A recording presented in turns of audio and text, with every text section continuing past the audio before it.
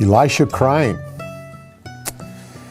There are so many things in this story that I think you'll find interesting.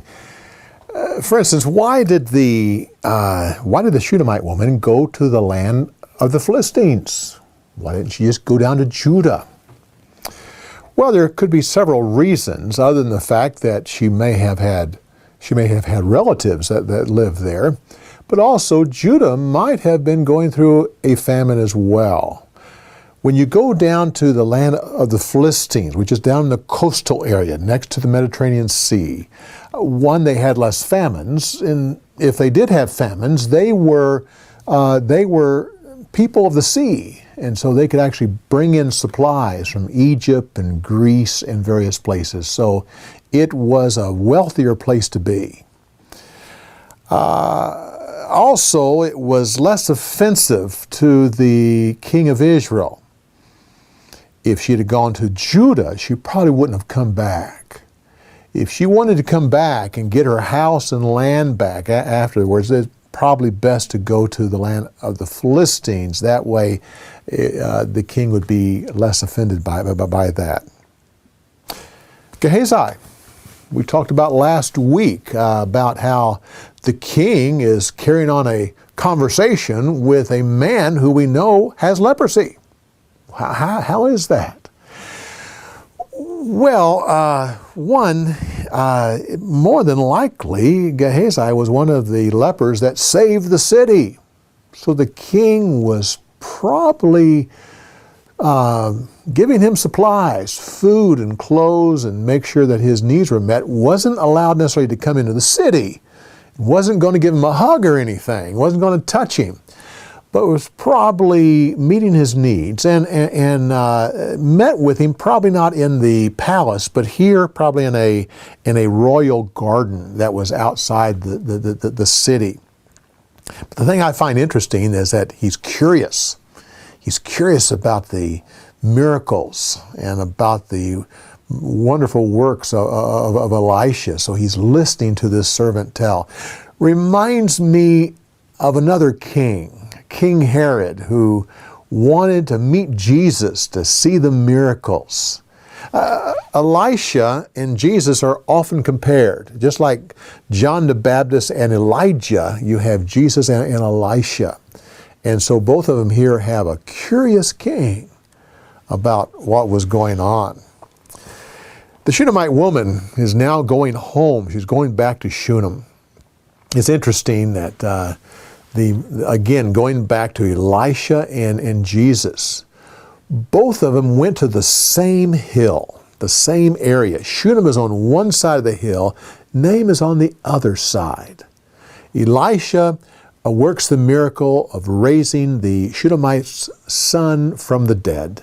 Jesus come and raised the widow's son from the dead. And even the people of that day realized that when Jesus did that, it was like the two prophets that came to their very same area to do this miracle.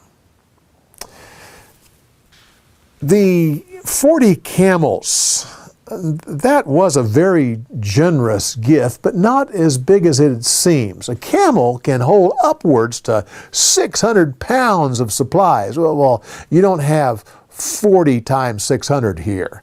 It was often when a gift was given, there'd be a big show in the matter. I mean, lots of servants carrying things when actually each servant may only be carrying one or two things. Or 40 camels carrying a lot of supplies, but not definitely laden down heavily. The prophet would take these things because he would it wasn't like he was going to take these for himself. But he, again, was responsible for the school of the prophets. And so he would take these supplies and take them back to the school of the prophets to be used. Hazael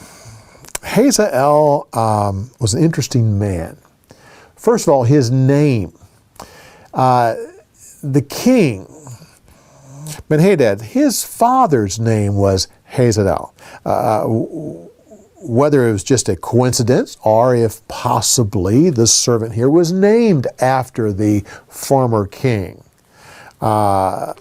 It's still Elijah came and anointed Hazael, not this guy, but the other king's father anointed him king. And now we have this man becoming king. A lot of people are really bothered by how Elijah didn't necessarily embrace truth here when he says, you won't die of this illness, leaving the thought that you're not going to die. But that's not what he said. You're not going to die of this illness. Truth matters, he was going to die, but not of this illness. Of course, he left that part out. Kind of like playing a game of chess here. You don't necessarily tell your opponents everything that you're doing. And so Elisha tells him the truth, but not all the truth. The bringing in the wet cloth, you might think people would hold suspicions of this servant bringing in this wet blanket. No, the king was sick, and he may have had a fever, and it was common in that day to bring in a wet cloth or a blanket or what, and put around the king to help cool him off. And so no one thought anything of it. Even the king would not have thought anything of it.